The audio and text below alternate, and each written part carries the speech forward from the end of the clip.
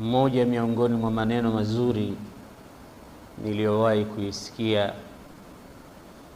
yaliyozungumzwa na wanadamu yenye kumueleza mwanadamu ni nani, alhajmu alhaqiqi ya mwanadamu ni ipi, true size yake ni ipi. Ni maneno ya huyu msemaji wakati aliposema lisanul fata nisfun wa nisfun fuaduhu falam yabqa minhu siwa surati al-lahmi wad-dam. Ni maneno mafupi lakini ndiyo yenye kukueleza wewe na mimi ni nani. Anasema lisanul fata nisfun. Ukitaka kumjua mtu anaunganishwa na vitu viwili ndipo anapokuwa mtu, na ule utu wake na hali yake na saizi yake utampima kwa vitu hivyo viwili. Sema lisanul fata nisfun, ulimi wa mtu ni nusu yake ya kwanza inayomuunganisha yeye. Si chochote si lolote ila ni ule ulimi wake. Wa nisfun fuaduhu, na nusu yake ya pili ni fuadi yake, yani moyo wake. Kwa hiyo ma haqiqatu al-insan au man huwa al-insan au ma huwa al-hajmu al-haqiqi li bani al-bashar, lisanu al-fata nisfun wa nisfun fuaduhu. Sasa kumebaki nini? Mwanadamu ni nusu mbili, ya kwanza ulimi wake, ya pili moyo wake. Falam yabqa, hakukubakia chochote kingine illa surat al-lahmi wad-dam, isipokuwa ni hii haikal, ni hii bodi yake tu, ambayo vikitolewa hivi vitu viwili inakuwa haina thamani yoyote. Kwa hiyo wewe na mimi tunawakilishwa na vitu hivi viwili. Mimi na wewe, ukweli wa hali zetu na cheo alichotupa Allah subhanahu wa ta'ala katika maisha yetu, na hali iwe nzuri au mbaya ya ukweli kabisa, itafichuliwa na vitu hivi viwili. Anaweza akaja mbele yako mtu mwenye haiba kubwa ya sura yake na bodi yake na hali yake ya mazingira yake, wewe ukamheshimu hata bila ya kukuambia neno lolote lingine, kutokana na mazingira ulioyaona kutoka kwa huyo mtu. Kama ni mtu mwenye shakhsia, mtu ambaye ana personality fulani, basi ukaanza kuogopa au ukaanza kumpa heshima kwamba huyu atakuwa mheshimiwa fulani. Lakini muda ambao ataanza kuongea na wewe, unaanza kubadilika kidogo kidogo kutokana na yale yanayotoka katika mdomo wake. Unaona, unaanza kumdharau au unaanza kumchukia kutokana na kile ambacho kinatoka katika mdomo wake. Inawezekana anachokitoa hakina harufu, lakini ingelikuwa ni vitu vyenye harufu, basi mji mzima wa Bujumbura ungekuwa unanuka kutokana na yale yanayotoka katika ulimi wake. Hii ndiyo maana ya lisanul fata nisfun wa nisfun fuaduhu falam yabqa siwa surati al-lahmi wad-dam. Mwanadamu ni nusu zake mbili ndizo zenye kumfichua, kumboresha, kumtangaza, ulimi na moyo wake. Hakubakia kitu baada ya hapo isipokuwa mwili na damu na mifupa, ambayo ni skeleton isiyokuwa na maana yoyote. Allah katika Qur'an anasema yu'til hikmata man yasha wa man yu'tal hikmata faqad utiya khairan kathira. Piga mstari chini ya khairan kathira. Allah humpa busara anayemtaka, humpa hekima anayemtaka, na yule atakayempa hekima Allah atambue kwamba huyo amelimbikiziwa kheri nyingi kutokamana na busara aliyopewa. Busara ni nini? Kuna tafsiri nyingi sana juu ya busara na hekima ni kitu gani. Wapo kila mmoja alielezea, lakini yule aliyesema an taf'ala alladhi yanbaghi ala an-nahwi alladhi yanbaghi fi alwaqti alladhi yanbaghi, ni kufanya jambo lifaalo kwa njia ifaayo na kwa wakati ufaao. Amegusa angle zote zile nyingine ambazo wamezizungumza watu kuieleza na kuitafsiri ni nini maana ya hekima. Unapomwona mtu anafanya kitu kinachofaa kwa njia inayofaa na kwa wakati unaofaa, huyo ni mtu amepata chembe chembe au angalau sehemu ya kitu kinachoitwa busara na hekima. Namwomba Allah anipe mimi pamoja nanyi hekima ya kufanya mambo yafaayo wakati ufaao kwa njia inayofaa. Kule Unguja naye rafiki yangu mmoja ni kadhi, ni judge, sisi tunamuita kadhi. Kila nikimuona huwa nafurahi, na baada ya kusalimiana huwa namwambia maneno haya: lau ansafa an-nasu lastaraha al-qadhi walabata kullu an-nasi an akhihi radhi. Maana maneno haya kwamba watu wangekuwa na busara, watu wangekuwa na maono ya mbali na insaf, kadhi wewe ungekuwa huna kazi, ungepumzika. Lau ansafa an-nasu lastaraha al-qadhi, watu wangefanya mazuri, kusema mazuri, kutenda mazuri.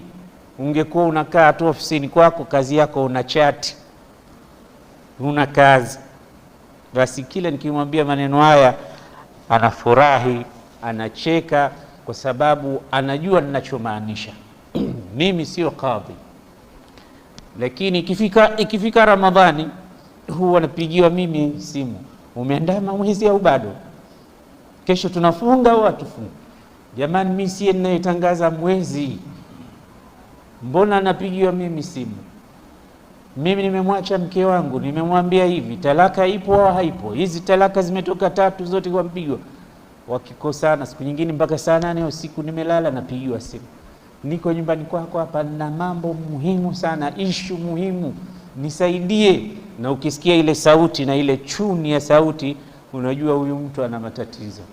Natoka, bwana, nimemwambia mke wangu hivi hivi hivi na ameondoka, sasa sijui unaweza ukanirudishia mke wangu au vipi? Sasa mimi naweza nikamrejesha mke vipi wakati umeshampa talaka na nyingine zote zimetoka?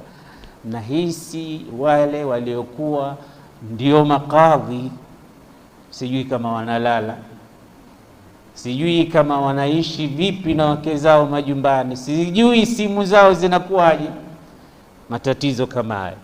Sasa yeye alivyoniambia, ananiambia kuna kesi nyingi zimekaa za miezi na miezi, unakuja namba hii zimerundikana hivi, na matatizo makubwa, na hususan ya ndoa na vitu kama hivi.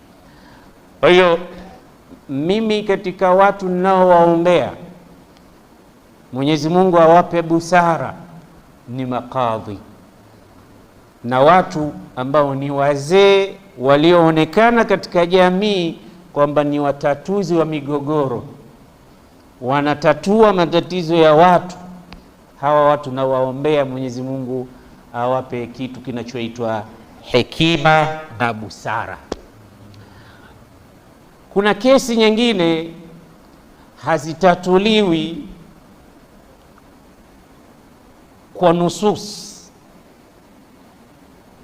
Huwezi ukamwambia mtu aya hii au hadithi hii au hii akakuelewa. Wengine hawazielewi, hawaziamini, au ndani ya imani yao bado hawajafikia huko. Na wengine pengine sio Waislamu, umekuja unawatatulia Ukimwambia Mungu anasema hivi, mtume, ni vitu muhimu sana, lakini anaona kama sijaamini mimi Mungu huyo au mtume yule.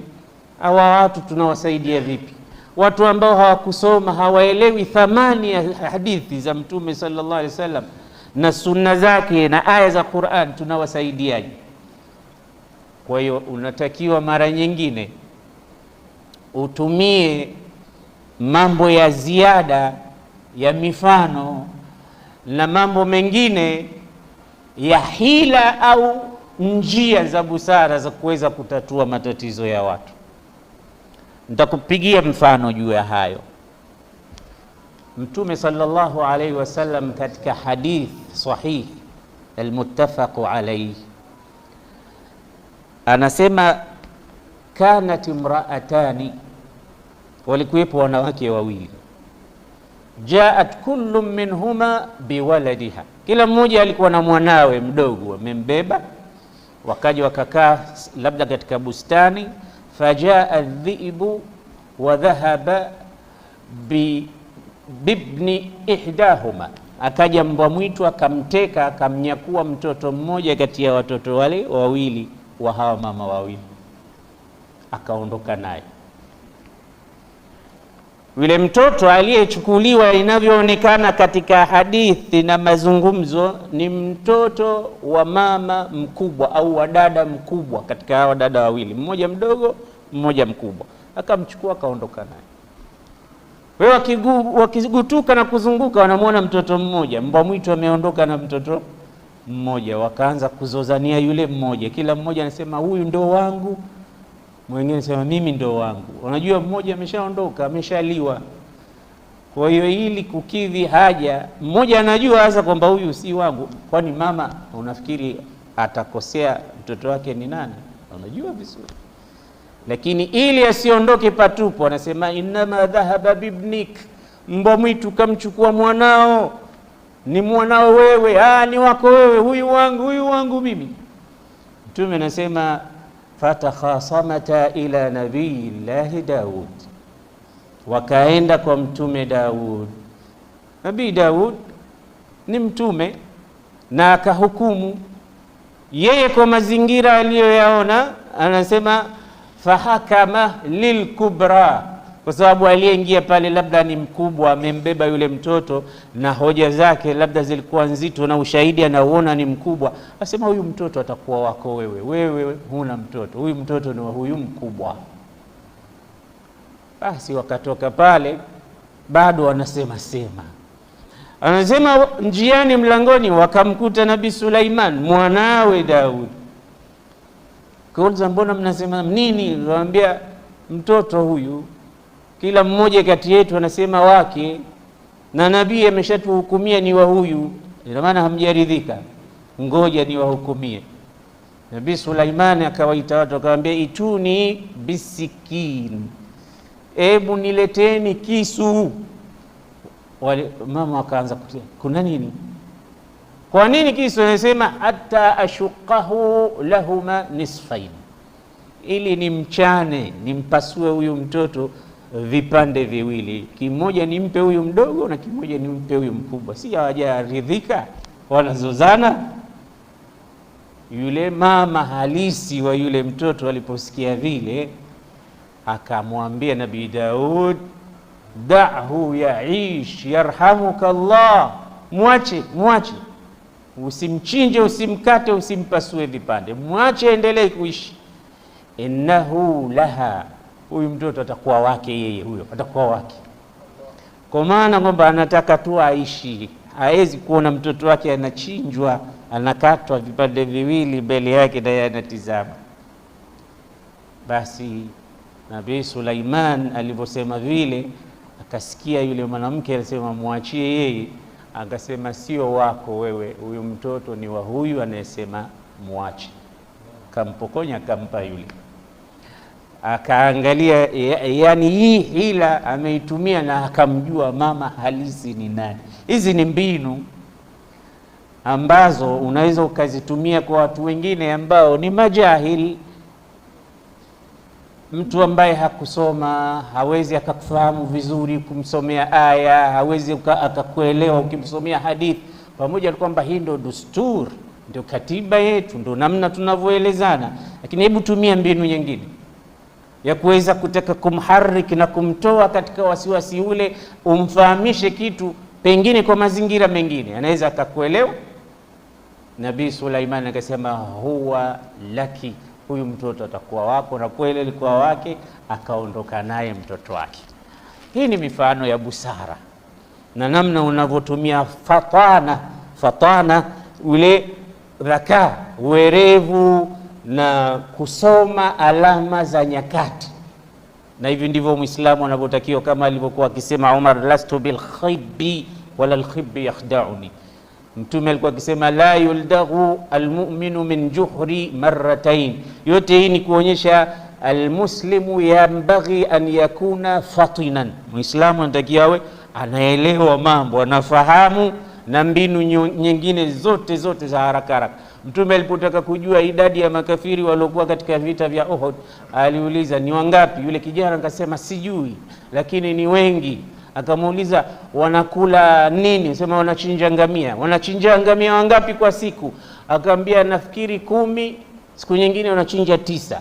Mtume akasema alqaumu ma baina 1900, watu hao watakuwa ni 1000 au watakuwa watu 900. Alipoambiwa chakula chao tu wanakula ngamia kwa siku 10, yani wanachinja ngamia 10 na siku nyingine ngamia 9, akamgaia kila watu 100 ngamia mmoja katika chakula, na akapata result. Na kweli makafiri katika vita vya Badr walikuwa 1000, katika riwaya walikuwa 900. Hisabu kamili, complete kabisa, kama alivyotajiwa Mtume Muhammad sallallahu alaihi wasallam. Hii ni fatana na dhaka ya hali ya juu. Nikupe mfano mwingine. Al-Imam Abu Hanifa alisikia mtaani yuko mtu anamtukana Amiri al-Mu'minin Uthman ibn Affan, asema innahu rajulun yahudi, kajificha tu nyuma ya Uyahudi, huyu ni Myahudi mkubwa. Matusi makubwa kwa Amiri al-Mu'minin Uthman. Watu wote ikawa mjini wanatambua huyo mtu namna imani yake juu ya Uthman ibn Affan kwamba ni Myahudi. Sasa ulama kama Abu Hanifa ndio viongozi, watafanyaje namna ya kumzuia huyu na kumwelimisha? Atapewa uhakika gani afahamu? Akaenda nyumbani kwake siku hiyo kugonga mlango. Kaingia ndani ya nyumba, yule bwana kafurahi, Imam Abu Hanifa amekuja nyumbani kwangu, shekhe mkubwa, ahlan wa sahlan. Akamwambia tulia, nimekuja kuposa. Akamwambia karibu sana, mfano wako wewe harudishwi, alimu mkubwa, binti yangu aolewe, karibu. Akamwambia hapana, sikuja kuposa mimi. Ala, umekuja kumposea nani? Asema kijana, nimekuja kumposea fulani. Sifa zake zikoje? Akamwambia ni taqiyun wari'un sakhiyun yaqumu al-layl yasumu an-nahar طول البكاء بقيام الليل. Kampatia mawasifat, yaqra'u al-Qur'an, qari'u al-Qur'an. Akamwambia tosha. Anasema sifa ndogo tu katika hizo ulizozitaja, anafaa huyo mtu kuwa mume wa binti wa Amiri al-Mu'minin. Sikwambii sifa zote ulizozitaja hizo. Akamwambia lakini ana ila moja bwana harusi. Ana ila gani? Asema ni Yahudi. Yule pale akabadilika. Anambia imamu mzima unaniletea Mayahudi nyumbani kwangu kuja niwaozeshe watoto wangu? Umenifanyia mimi si mtu mwenye imani? Akamwambia hapana, mbona mtume alifanya hivyo? Mtume alifanya hivyo, aliozesha binti yake Yahudi. Tena sio mmoja, wawili, wote alimuozesha Yahudi. Nani? Akamwambia Uthman ibn Affan. Si ndo anasema Uthman ni Yahudi?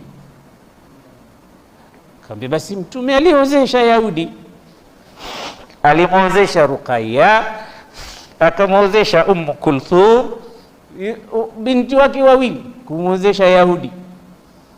Yule bwana pale pale akasema astaghfirullah, astaghfirullah, nimetubu kwa Allah, nimetubu kwa kumzulia Uthman ibn Affan. Kama yeye Yahudi, mbona wewe unakataa kuozesha Yahudi wakati mtume wako ameozesha Yahudi? Kumbe ni chuki binafsi tu. Sasa njia za kumkemea na kumfahamisha ni njia za aina yake. Hakuja pale akamwambia we ni kafiri, we ni hivi, we ni hivi. Hapana, akamfahamisha kwa kidiplomasia na akaelewa na akaona haya. Imam Muhammad al-Ghazali kuna siku aliambiwa tupe hukumu ya tariku sala. Ma hukmu tariki sala, nini hukumu ya mtu mwenye kuacha sala? Wale wakatawaka, atasema kafir khalidan fi an-nar. Akasema hukmuhu an ta'khudhahu ila almasjid li yusalli, hukumu yake mkamate mkono uende naye msikitini ukasali naye.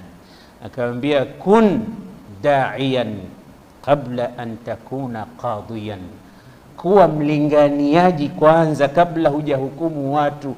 Umeshawahi kumchukua ukaenda naye msikitini? Umeshawahi kumwambia twende tukasali? Sasa kwa nini unamhukumu tu kwanza? Ndio neno lake alilolisema. Hizi njia kama hizi wengi tunafeli. Kwa hiyo Imam Abi Hanifa akatoka pale amepeleka da'wa kwa njia inayofaa, na yule bwana hakurudi tena kumsema Amiri al-Mu'minin Uthman ibn Affan kwamba ni Yahudi. Angalia Qadhi Iyas, tunamzungumza hapa kila siku. Alikuwepo bwana mmoja tapeli katika mtaa, na anajifanya ni mtu mwema, mcha Mungu, anajificha katika kivuli cha dini kuwafanyia watu utapeli.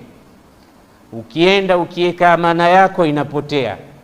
Akienda mtu mmoja akampa pesa nyingi sana, akamwambia niwekee amana na naenda safari, nikirudi utanipa amana zangu. Yule bwana akaenda safari, akirudi amana yangu, yule bwana anasema hujanipa kitu, akamrusha.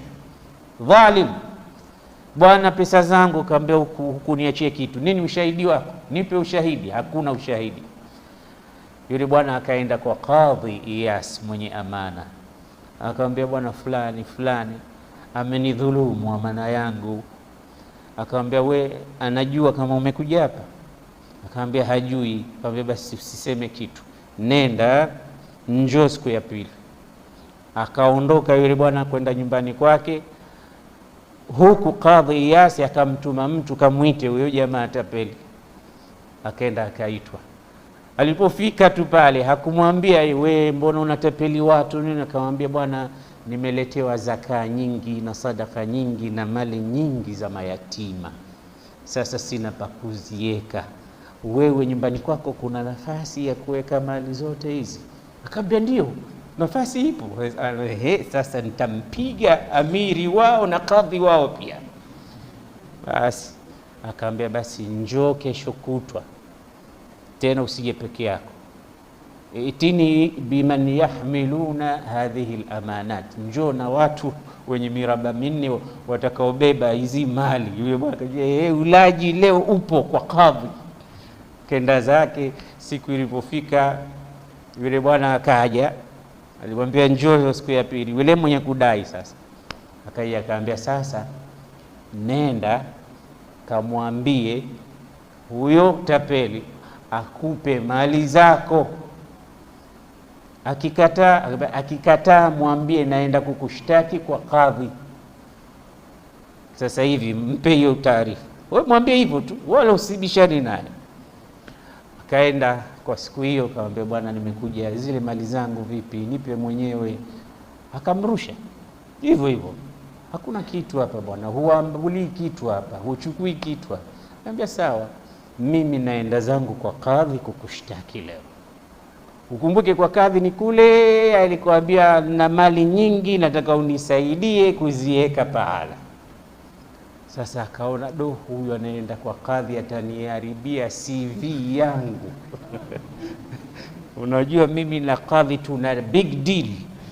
Sasa akienda huyu kwa kadhi tu ameniharibia. Akamwambia bwana njoo. Chukua mapeni yako kadhaa. Kuna mali nyingi huko nisije nikaikosa kwa upuuzi wako. Yule bwana akashangaa, huyo mtu mbona leo kanipa mali mgumu wa kulipa, lakini leo amenipa. Kenda kwa kadhi, kaambia bwana kadhi, asante sana, nimepata mali zangu. Kaambia, akasema basi, nilipomwambia naenda kwa kadhi kukushtaki tu, basi karudi nyuma. Kaambia basi nenda zako. Sasa namsubiri aje. Kaja siku hiyo, naambia bwana, nimekuja kwa ile ahadi yetu. Anaambia, ya adu wallah, kamwita ya adu wallah, we adui wa Allah we. Sema taj'alu dina makhba'atan li ajli dunya, unaifanya dini ndio kivuli cha kujificha upate kula dunia. Hakuna chochote hapa chako, nenda zako. Akamuumbua. Angalia namna alivyo solve problem kwa njia yake. Hakuingia pahala popote pengine, katumia. Hivi ndivyo makadhi wanavyotakiwa wawe. Sio wao ndo wanawasha moto, unaenda kwa kadhi, unaenda kwa waamuzi, unaenda kwa watetezi. Wao ndo wanasema usikubali hapa, kama vita, endelea, dai haki yako, kufa kupo. Baadaye mambo yanaharibika. Huyu kadhi Iyas huyu walikuja watu wawili wanazozania mali hivyo hivyo. Mmoja anasema hajanipa kitu, mwingine anasema nimempa amana yangu, la ananirusha tu huyo. Basi tulia, nataka kiapo aape huyu bwana kama hakupokea mali kutoka kwako. Maadamu anakataa, aape. Lakini kabla hajamwachia kuapa, anasema subiri, tumpe nafasi kidogo. Anamwambia yule mdaiwa, ambaye yule mwenye kudai, ambaye ametoa pesa zake, anambia, unakumbuka wewe pahala ambapo mmempa pesa huyu? Akamwambia ndio. Unapakumbuka vizuri? Akamwambia ndio. Hebu nenda hapo pahala pengine, wewe pesa zako ulizieka pahala fulani, huenda ukifika hapo Mwenyezi Mungu atakujalia utakumbuka aina wadha'ta malaka. Sasa nenda.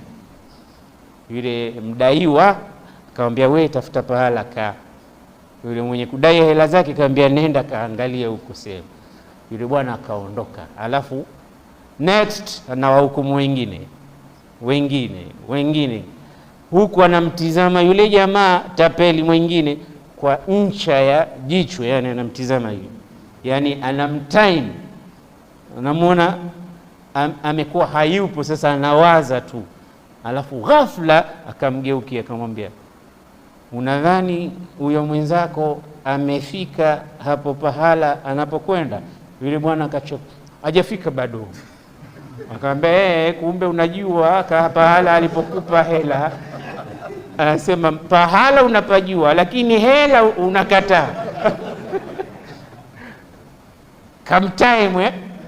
Yani hivi vitu ni vitu special ambavyo leo wanaweka chuo maalum, wanawapeleka watu wao kusomea mambo haya ya intelijensia.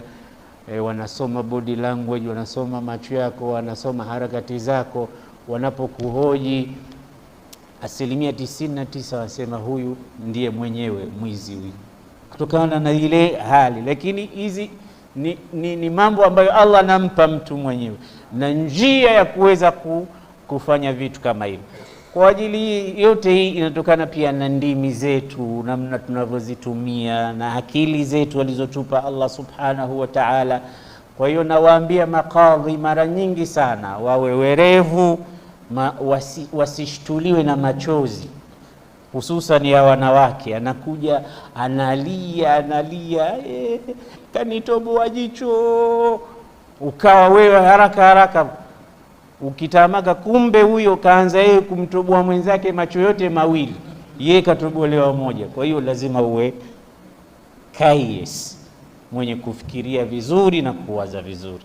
Mwenyezi Mungu atujalie miongoni mwa hao ambao Imam Shafi anasema, inna lillahi ibadan futana, waja werevu wekevu ambao wanajua nini kinachoendelea katika hii dunia. Allahumma arina alhaqa haqqan warzuqna ittibaa wa arina albatila batilan warzuqna ijtinaba. يا حي يا قيوم برحمتك نستغيث ومن عذابك نستجير. أصلح لنا شأننا كله ولا تكلنا إلى أنفسنا ولا إلى أحد من خلقك طرفة عين. وصل اللهم وسلم على نبينا محمد وعلى آله وصحبه أجمعين، والحمد لله رب العالمين.